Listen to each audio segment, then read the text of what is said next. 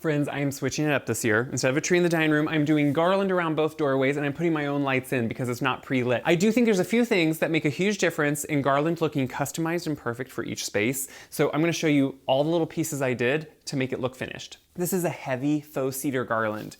So it has different colors in it, it flows nicely down, it has a real look, I promise you. But the big thing is it's really heavy. Those peel off, stick on hooks, they never work. I have plaster walls. They're never gonna work. I've tried them many times. Instead, what works for me? A nail.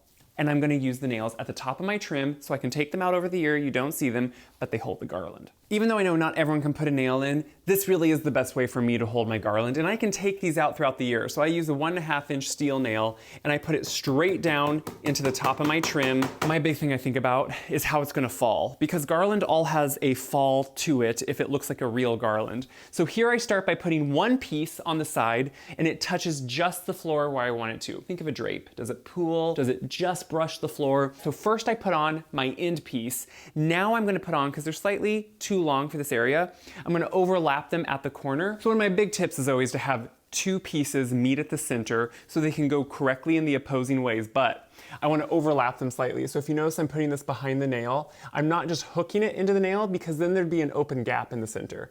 You could do 2 offset nails too if you wanted to.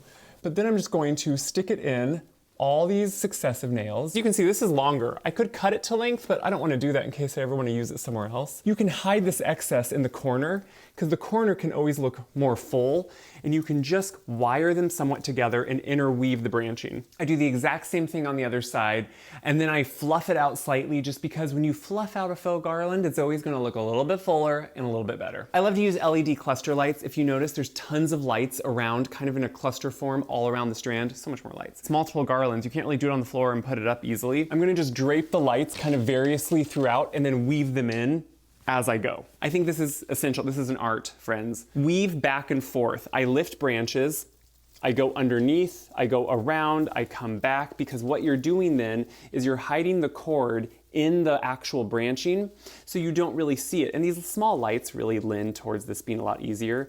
But if you kind of just keep weaving back and forth, and every so often, if you need to, pull out. So like here I see the cord more than I want to, pull out some of these branches, put them over top so it hides most of the cord and just get a peek of all these lights. Fluffing out some of the branches, obviously you can keep doing, but you can see putting in your own lights, it's gonna have more lights, it's gonna look much better, but then you can customize it to whatever space you want.